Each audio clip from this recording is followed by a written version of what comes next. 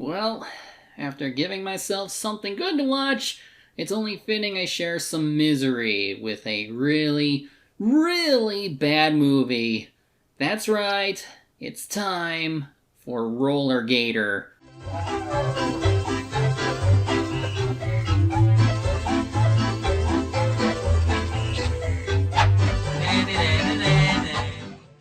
While Pocket Ninjas only had Donald G. Jackson for a short while, it still had all the makings of a Zen movie, but with Rollergator, all bets are off. Jackson saw this project through the whole way, along with Scott Shaw, so imagine a whole movie with their experimental style of filmmaking.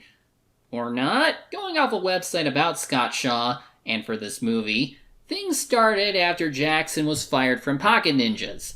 That's because he assigned roles to actors as a way to exasperate and diminish them in that movie. How classy. So Jackson pivoted to make films geared towards children.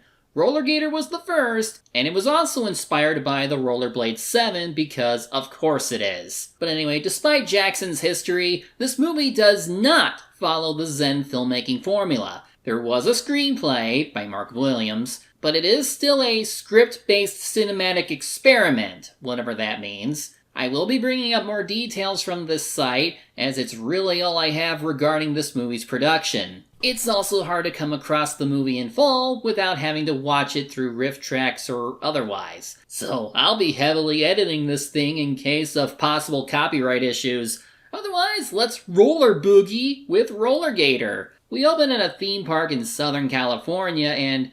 ugh, that music.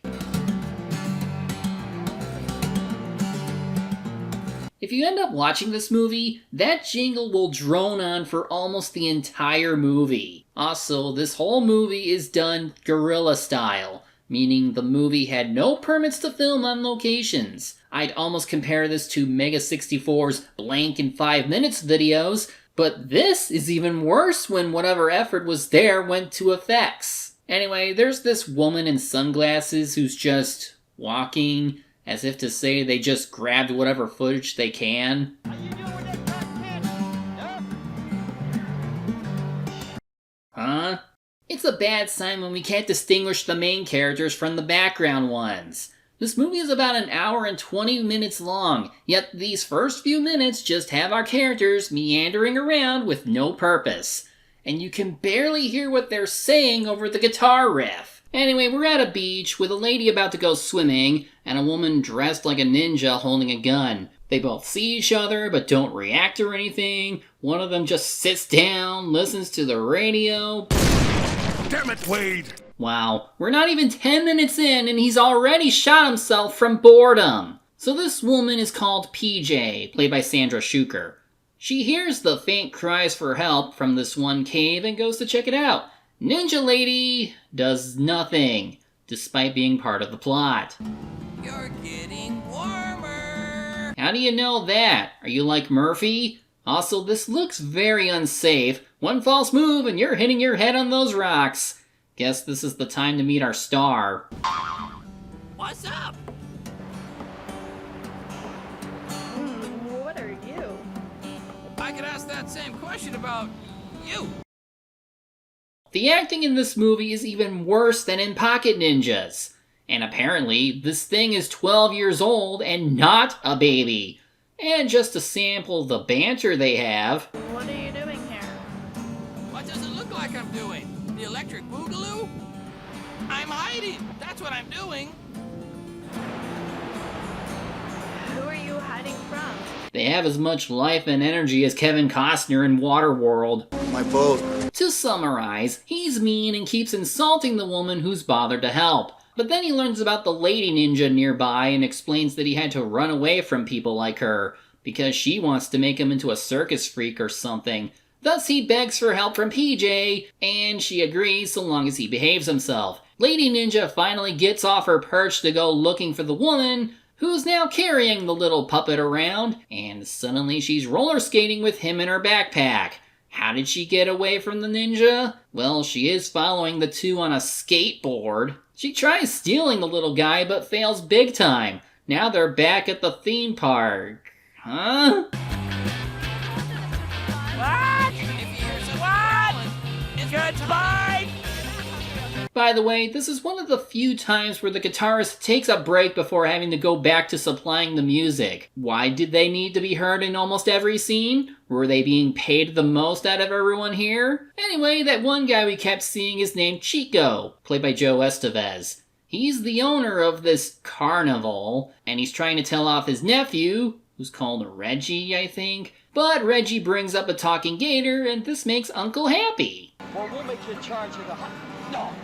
We'll put you in charge of all the hot dog stands. Why, you could be the big weenie. But whatever you do, don't whip out your big weenie. After some awkward cuts of the bad guys looking for our heroes, two things finally happen. One, we learn that Rollergator wants to go home to his swamp. So that's an end goal at least. Two, Reggie finds them without the gator and PJ noticing. He tricks them into seeing his boss at his swamp pad, leading to a brief change in music before the guitar comes back. Does he have eyes in the back of his head? He looks busy. But Rollergator recognizes him, though once again I can barely make out what they're saying. I got rights! Rights! Well, why don't you just call Legal Lee?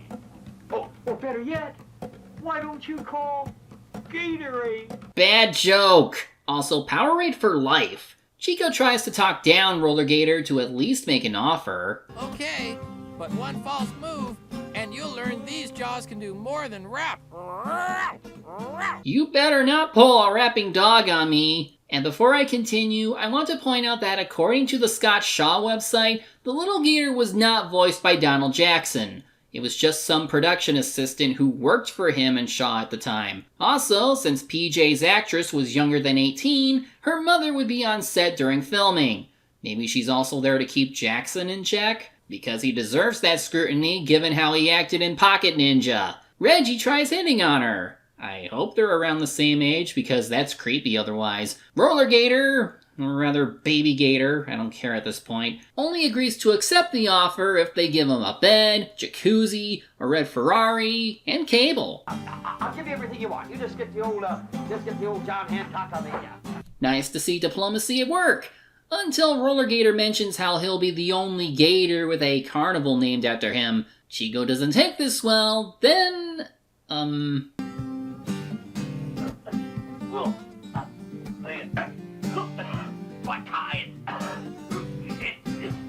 What's happening? Why is he choking? PJ just stares at nothing until she decides to grab her friend and leave. They arrive at her place, where she talks about not fitting in after moving to a new place. Yeah, not feeling it. Rollergator makes a new suggestion, going to this swamp farmer he knows for help. He's wearing army clothes, and someone left a little something in the corner of the camera there. He's also played by Conrad Brooks, who regularly shows up in these movies. And now's a good time for... charades? Lucy, you have some splaining to do. Lucy, you cannot be in the show. Hasta la vista, little gator dude. I'll be back. Would be funny if there were poor music cues. Guess the farmer is looking for him too, and oh, graffiti, with Mario written on it. He must be proud to have been featured in this slop. Baby Gator! He tried to escape, but was caught. Anyway, more stock shots until we see Ninja Lady again. She's threatening PJ to hand over the gator or else. Just drop the man-eating lizard and I'll give you a 30-second head start. You mean baby gator? I'm not a baby. Huh, why? I'm almost 12. It talks. Why wouldn't you know that? You were sent by Chico, right? You had to have known. She does show off some fighting skills, but Rollergator just spouts insults while goading PJ to fight. PJ tries talking her way out by getting the lady ninja to question her boss. And you should see me boogie, and I can rap too. Boom, tsh, boom, boom, boom, tsh. There was a little gator, was a mean roller skater. You try to catch him now, they kick your butt later. Yeah, later. A boom, boom, boom.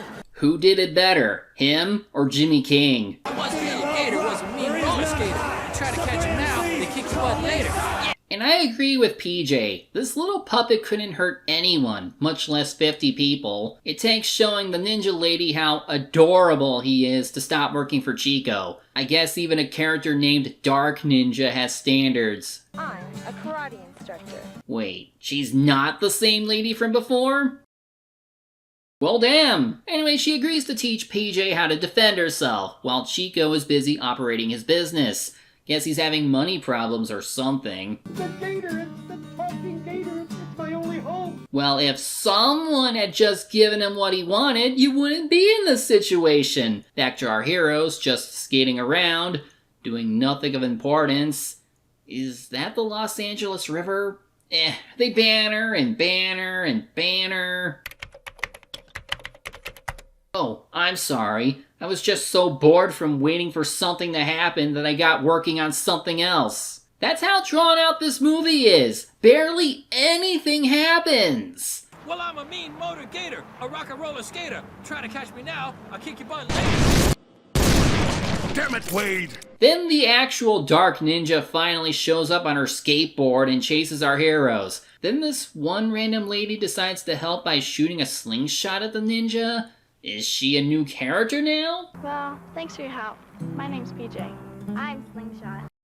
Sure, let's go with that. Back at the office, Reggie tells Chico that the instructor defected, but fortunately, A busload of nuns actually paid money to go see that Elvis hot dog. must have come from Ready to Rumble. Back to Rollergator, who's having trust issues with Slingshot, and it's a worn gag at this point. At least there was some plot at the beginning, but now there's hardly anything. We've had 2 confrontations that just ended quickly.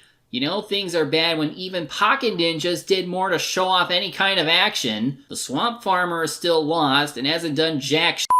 Then another woman shows up who seems to know PJ and is aware of the plot so far.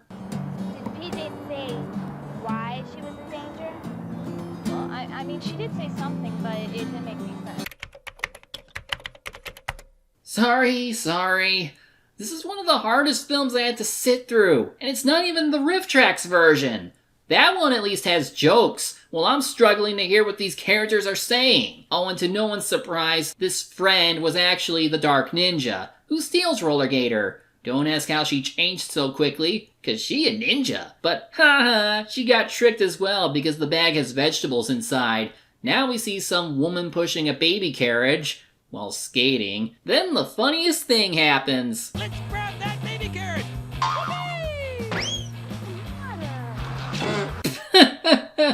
There you go, movie. You did one funny thing. Then after some more banner, he just goes back into the backpack.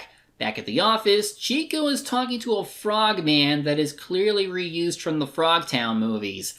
Why can't he be the park attraction? But then he talks to Dark Ninja about stuff and... Oops, tuned out again. At least this movie is close to finishing. The farmer's still lost, go figure, but our heroes are closing in on him. Rollergator tries to say something profound. You see, PJ, the swamp is all around us. I come from a big swamp, and that's where I need to get home to. But wherever it's damp and stinky, wherever it's green and icky, where the bugs and slime have a great time, why, that's a little bit of home to me. Guess that's to resolve PJ's arc, whatever that is. Dark Ninja returns, only for the instructor to confront her. Was she like her master? Whatever. Instead of using their weapons, they just do hand-to-hand combat. This sequence deserves something better than that guitar.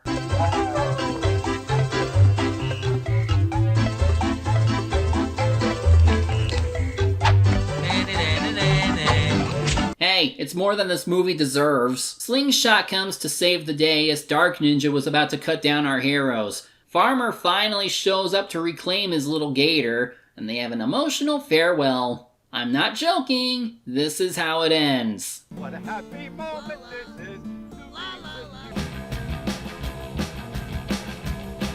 Yep, that's seriously the end. Well, I suppose there's a mid-credit scene of Chico and what happened to him and Reggie. My head off. I can hear you. I said I can hear you loud and clear. Take your head off, is that what you said? Hey, I can hear that. Hey, I don't like Thank God there was no Rollergator 2, because the first one utterly sucks! I've seen more effort in Suburban Sasquatch than what was done here. It starts with the basics done wrong, from the lighting to just making sure that the audience can hear and understand the characters.